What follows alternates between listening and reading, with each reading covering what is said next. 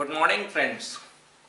आज हम redemption of debenture पढ़ने वाले हैं। Redemption at debenture is very important topic for our 12th class syllabus. Redemption of debenture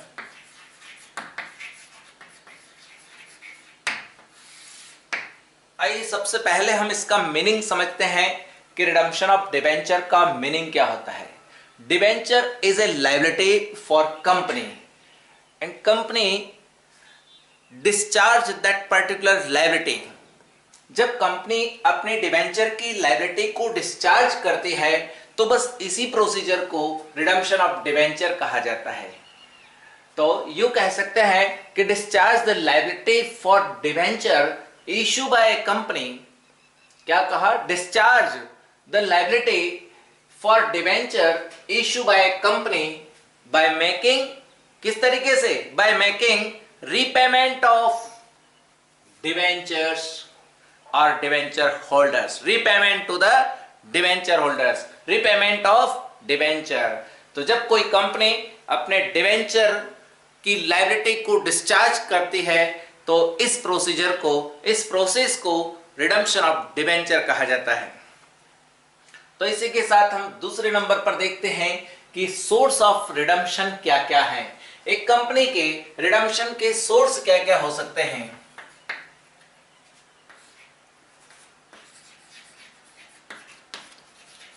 sources of redemption of debenture, आखिर वो कौन कौन से अकाउंट्स हैं जहां से कंपनी रिडम्पशन के लिए पैसा ले सकती है। एक कंपनी को रिडम्पशन के लिए पैसा लेने के लिए कंपनी के पास या तो आउट ऑफ कैपिटल, दूसरा आउट ऑफ प्रॉफिट और तीसरा है combination of both, out of capital and profit.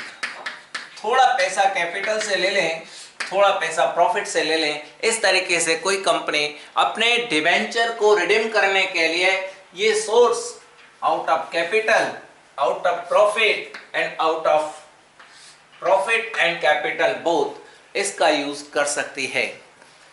हम देखते हैं कि आउट ऑफ कैपिटल में क्या होता है, आउट ऑफ प्रॉफिट में क्या होता है और out of capital and profit में क्या होता है।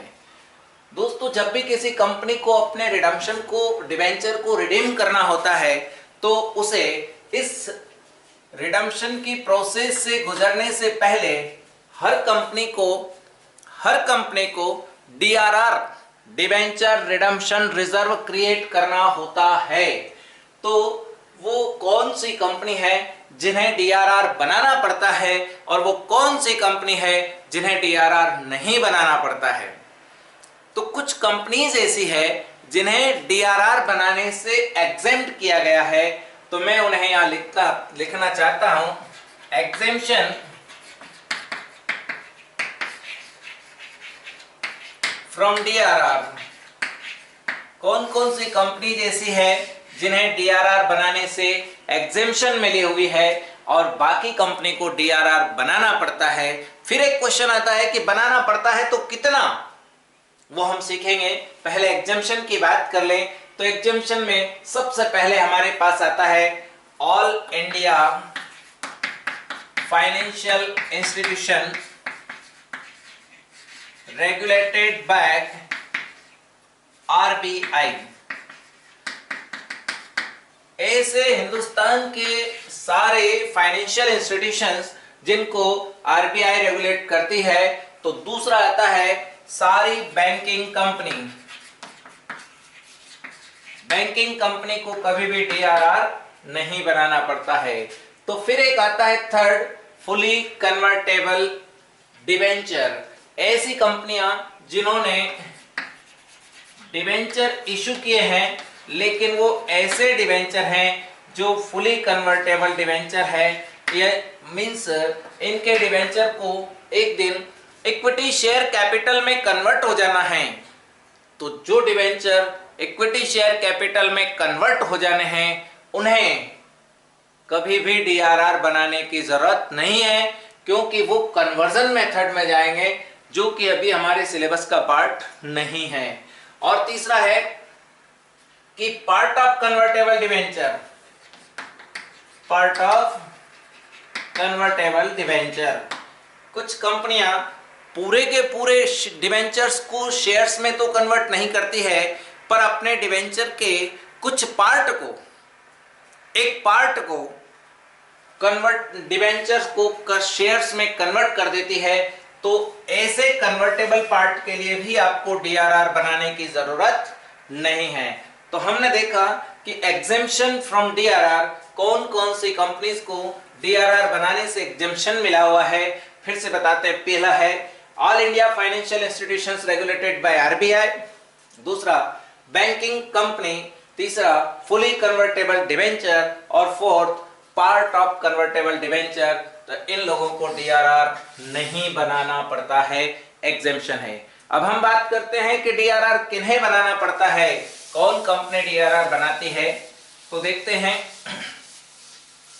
इनके अलावा कोई भी कंपनी ऐसी नहीं है जिसे डीआरआर नहीं बनाना पड़ता है। ये बात अलग है कि किसी को कम किसी को ज्यादा डीआरआर बनाना पड़ता है। तो अब हम देखते हैं कि अगर कोई company out of capital redemption कर रही है तो उसे अपने आउटस्टैंडिंग नॉमिनल वैल्यू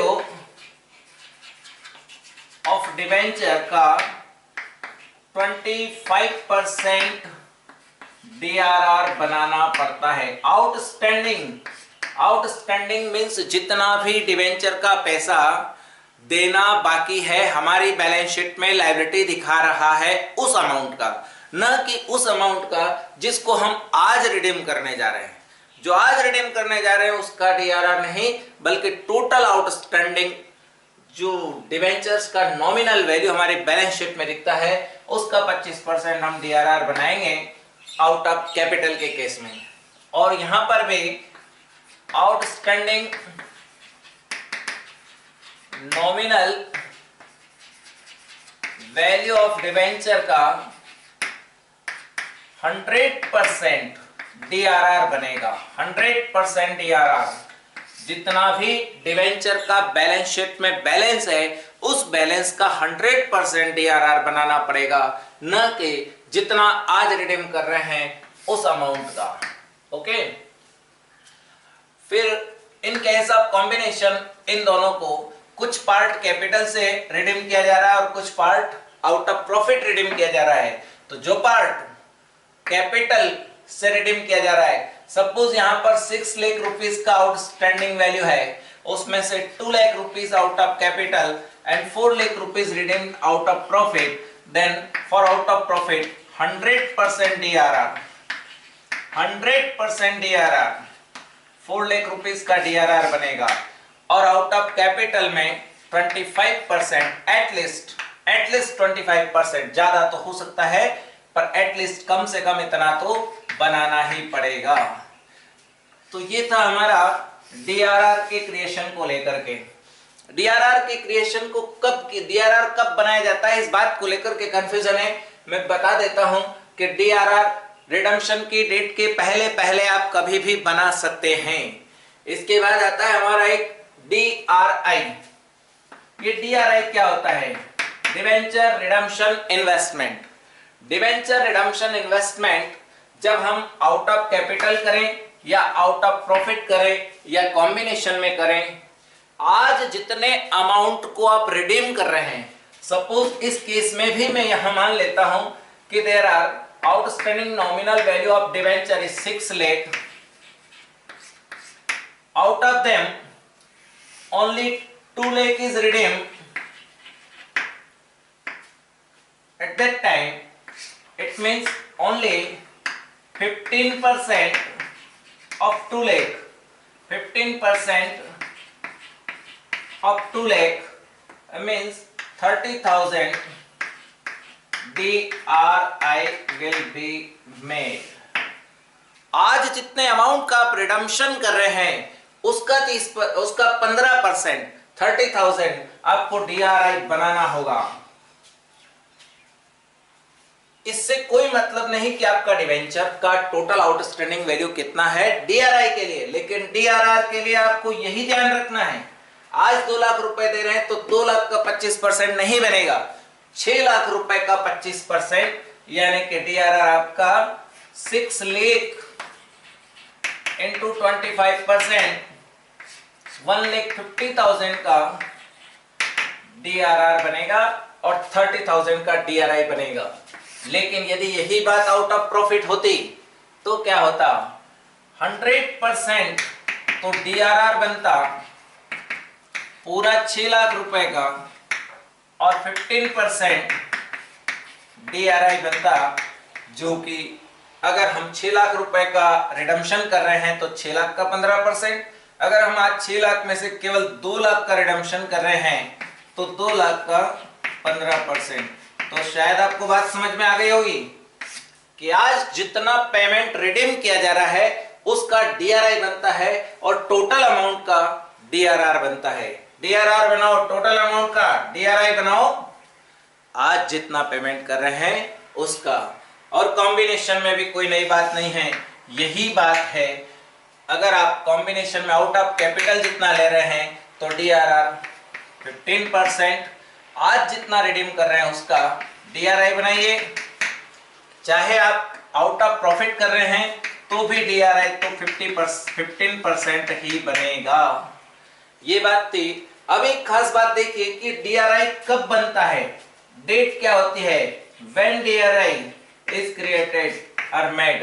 तो DRI को बनाने के लिए आप बहुत साफ शब्दों में बोल रहा हूं दोस्तों कि आप जिस फाइनेंशियल ईयर में इन डिवेंचर का रिडम्पशन कर रहे हैं उस फाइनेंशियल ईयर के 30 अप्रैल के पहले पहले, 30 अप्रैल के पहले पहले आपको DRI बनाना है। जैसे मैं 1/4/2019 से 31/3/2020 के बीच किसी भी डेट को रिडम्पशन करता हूं तो मुझे इस 30 अप्रैल के पहले पहले DRI बना लेना होगा। DRI 30 अप्रैल के पहले पहले आपको बनाना होगा। तो आओ एक बार और देखते हैं कि मीनिंग से लेकर अभी तक हमने क्या क्या सीखा। सबसे पहले मीनिंग रिडम्पशन का मीनिंग यह होता है कि जब कोई कंपनी अपने डिवेंचर की लायबिलिटी को डिस्चार्ज करने के लिए जो प्रोसेस अप्लाई करती है उसे हम कहते हैं redemption of debenture. Redemption of debenture के सोर्स हमारे pass out of capital, source out of profit, source both combination capital plus profit, थोड़ा कैपिटल से थोड़ा प्रॉफिट से।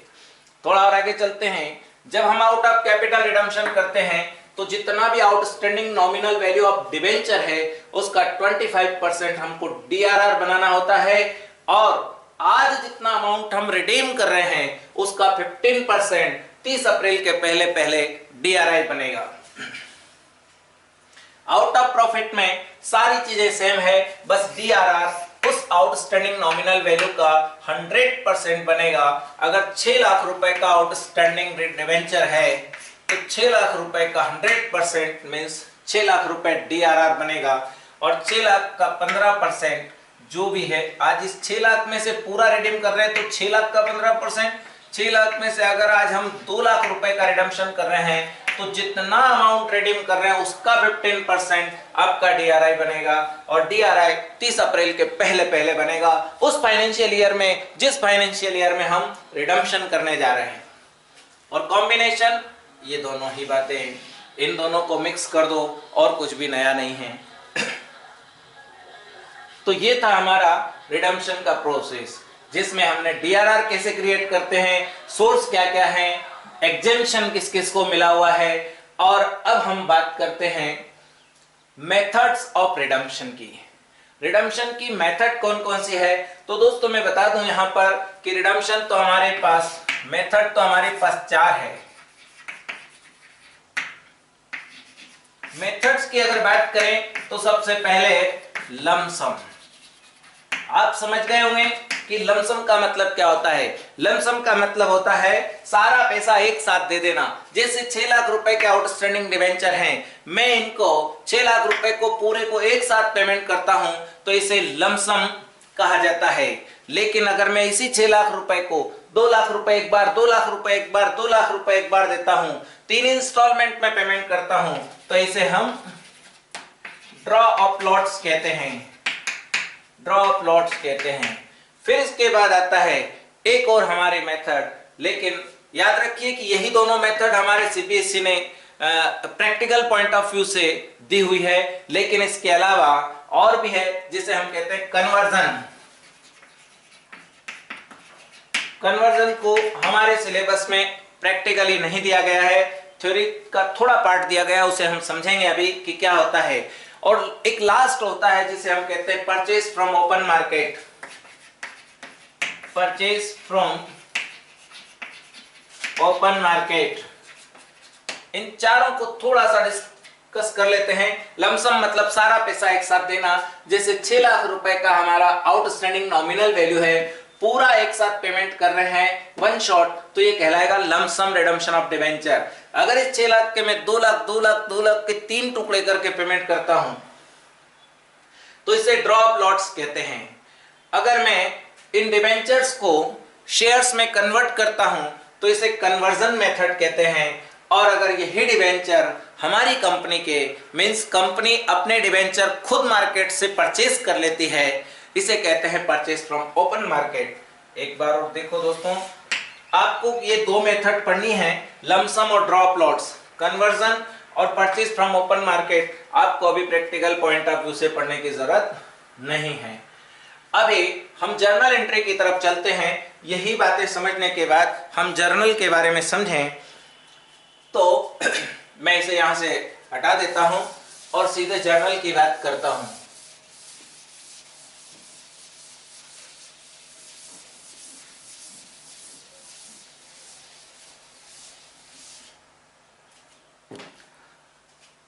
जर्नल में आपको सबसे पहले डीआरआर क्रिएट करने के लिए क्या एंट्री करनी है वो करना पड़ेगा। व्हेन डीआरआर क्रिएट, जब डीआरआर क्रिएट कितना किया जाएगा, कब किया जाएगा, वो तो अभी हम देख करके आए। अभी हम देखेंगे जर्नल एंट्री कैसे बनाएंगे। तो ये जर्नल एंट्री हमारी स्टेटमेंट ऑफ पी&एल से भी बन सकती है। मींस जनरल रिजर्व के लिए, डीआरआर के लिए आप पैसा कहां से लाएंगे। डीआरआर के लिए उस हर पैसे का उपयोग किया जा सकता है जो इक्विटी शेयर्स में डिविडेंड बांटने के लिए यूज किया जा सकता है। हम इक्विटी शेयर्स को डिविडेंड बांटने के लिए पी&एल का यूज करते हैं। हम इक्विटी शेयर्स को डिविडेंड बांटने के लिए जनरल रिजर्व्स का यूज करते हैं। और हम डिविडेंड इक्विलाइजेशन फंड को भी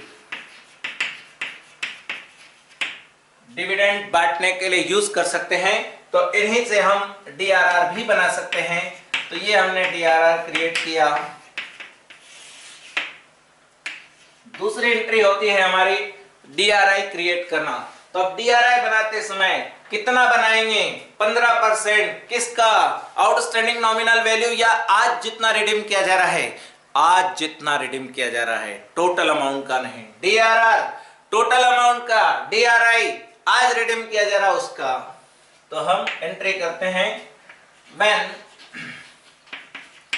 डीआरआई मेड। जब डीआरआई बनाएंगे तो एंट्री होगी आपकी debenture redemption investment account debit to bank. कब बनाएंगे, जिस फाइनेंशियल ईयर में आप रिडम्पशन कर रहे हैं उस फाइनेंशियल ईयर के 30 अप्रैल के पहले पहले, और जिस दिन रिडीम कर रहे हैं उस दिन इस डीआरआई को बेच करके वो पैसा रिडम्पशन के लिए यूज करो। तो DRI realise for repayment. Realise करते समय हम एक अच्छी एंट्री समझना चाहते हैं, बहुत कंफ्यूजन होता है इस बात को लेकर के। तो हम वापस जब डीआरआई बेचेंगे तो हमारे पास पैसा आएगा। एक सिंपल केस, तो यहां लिखते हैं हम अगर कोई इंटरेस्ट नहीं है, कोई एक्रूड इंटरेस्ट नहीं है, तब तो ये एंट्री होगी। अगर इंटरेस्ट भी मिलता है, दोस्तों हमने इन्वेस्टमेंट किया है तो उस पर हमको रिटर्न मिलेगा। रिटर्न के फॉर्म में इंटरेस्ट मिल सकता है, प्रॉफिट मिल सकता है, जो भी इनकम है उसे आप क्रेडिट कीजिए। Interest accrued account. फिर कभी कभी क्वेश्चन में टीडीएस दिया जाता है, टैक्स डिडक्टेड सोर्स, तो आपको जो इनकम हो रही है इस इनकम पर कुछ न कुछ टैक्स काट लिया जाता है। उस टैक्स को हम यहां लिखते हैं टीडीएस कलेक्टेड, वो हमारे लिए एक्सपेंसेस है। मैं एक एग्जांपल के थ्रू बताना चाहूंगा कि अगर हमने 7,50,000 रुपए का, यही अमाउंट आपकी बुक में क्वेश्चन में दिया हुआ है इसलिए एग्जांपल लिया जा रहा है, 7,50,000 रुपए का डीआरआई बनाया। अगर सिंपल सी बात है तब तो हम यहाँ 7,50,000 और यहाँ पर भी 7,50,000 लिख देते हैं। लेकिन अगर इंटरेस्ट है साथ में तो फिर ऐसा नहीं होगा। इस 7,50,000 का मैं मान लेता हूँ 10% इंटरेस्ट है, वो होगा 75,000, और टीडीएस नहीं है तो फिर इन दोनों को जोड़ करके हम 8,25,000 रुपए यहाँ लिख लेंगे। लेकिन अगर टीडीएस है तो इस इनकम का 10% यानी कि 75,000 का 10% 7,500 कंपनी हमारे डिवेंचर के इंटरेस्ट में से काट लेती है टैक्स के नाम से, तो फिर हमको 8,25 नहीं मिलेगा। इसमें से 7,500 कम करो यानी कि ये हो जाएगा हमारा 8,17,500 रुपए। ये बहुत अच्छी एंट्री थी दोस्तों। इसके बाद थोड़ा और आगे चलते हैं और देखते हैं 4th नंबर के एंट्री। अब आता है सीधा डिवेंचर का रिडम्पशन। तो डिवेंचर के रिडम्पशन के लिए बात करते हैं कि debenture account transfer to debenture holder account, percent debenture account debit, जितने डिवेंचर का रिडम्पशन किया जा रहा है, ऑटो डिवेंचर होल्डर अकाउंट। ये एक सिंपल केस है, इसमें कोई प्रीमियम पर रिडम्पशन नहीं किया जा रहा है इसलिए हमने ऐसा किया। अगर प्रीमियम पर रिडम्पशन किया जाता तो याद करो वो 6 एंट्री जो हमने इश्यू ऑफ डिवेंचर में सीखी थी, उसमें प्रीमियम पर रिडम्पशन करने की जो कंडीशन आई थी तब हमने वहां premium on redemption of debenture को क्रेडिट किया था। वही premium on redemption of debenture आज इसी वक्त इन डिवेंचर होल्डर्स को देने के लिए बनाया था on the basis of prudence concept. In future, if any anticipated losses and expenses will be recorded in the books of accounts, जो हमने यहाँ रिकॉर्ड किया था आज उसका पेमेंट करेंगे, तो premium on redemption of debenture debit to debenture holder account, और जब इसका पेमेंट करेंगे when payment is made तो एंट्री होगी debenture holder account debit to bank. और एक लास्ट एंट्री है, वो लास्ट एंट्री है जब ये सारा काम हो जाता है तो इस डीआरआर की कहीं कोई जरूरत नहीं है। इस डीआरआर को अब आप जनरल रिजर्व में ट्रांसफर कर देते हैं, तो यहां लिखेंगे DRR is transfer to general reserve, और एंट्री होगी हमारी debenture redemption reserve account debit to general reserve account. दोस्तों किसी भी मेथड से आप करें, आउट ऑफ मेथड तो हमारी दो है जिसमें एक तो लमसम है और एक ड्रॉप लॉट्स है। मेथड कोई सी भी हो, लमसम हो या ड्रॉप लॉट्स, और सोर्स कोई भी हो, आउट ऑफ कैपिटल हो, आउट ऑफ प्रॉफिट हो या कॉम्बिनेशन हो, एंट्री तो यही होनी है, बस अमाउंट चेंजेस हो जाता है। तो ये हमने देखा कि रिडम्पशन ऑफ डिवेंचर को बहुत ही कम समय में हमने सीधे सीधे सबसे पहले मीनिंग समझा। एक बार और शॉर्ट में फटाफट बता देता हूं कि discharge any liability for issue of debenture by company. Company अपनी डिवेंचर की लायबिलिटी को डिस्चार्ज करने के लिए जो प्रोसेस करती है वही प्रोसेस आपके रिडम्पशन ऑफ डिवेंचर कहलाती है। रिडम्पशन ऑफ डिवेंचर के source out of capital, out of profit, और combination out of capital and out of profit. Exemption of DRR, कौन सी कंपनियां ऐसी है जिन्हें डीआरआर से एग्जेम्पशन मिला हुआ है? और उसमें पहला नाम है all India financial institutions regulated by the government RBI. Second है हमारा कि बैंकिंग कंपनी, सारी बैंकिंग कंपनीज को डीआरआर नहीं बनाना पड़ता है।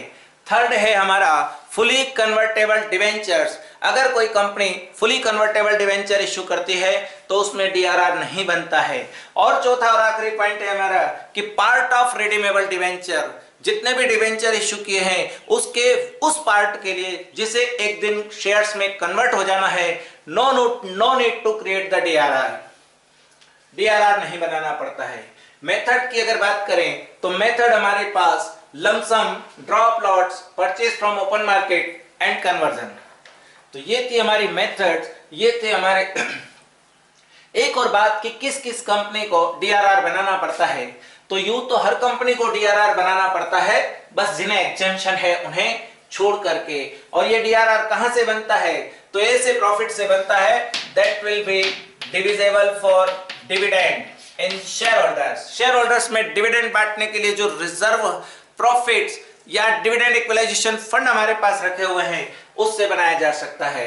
और इस डीआरआर का यूज केवल और केवल रिडम्पशन के लिए होता है, वापस डीआरआर को हम जनरल रिजर्व में ट्रांसफर कर देते हैं। एक बहुत छोटी सी बात कह करके इस बात को यहीं समाप्त करते हैं, वो है कि अगर क्वेश्चन में कुछ भी नहीं कहा जाए कि आप आउट ऑफ प्रॉफिट कर रहे हैं, आउट ऑफ कैपिटल कर रहे हैं या कॉम्बिनेशन है कि क्या है, तो आपको ये मान लेना है कि आउट ऑफ कैपिटल है और 25% डीआरआर बनाइए। अगर क्वेश्चन में कहा गया है कि आउट ऑफ प्रॉफिट है तो 100% डीआरआर बनाइए। कभी कभी ना आउट ऑफ कैपिटल कहा गया है ना आउट ऑफ प्रॉफिट कहा गया है, बल्कि क्वेश्चन में डीआरआर का अमाउंट दिया गया है।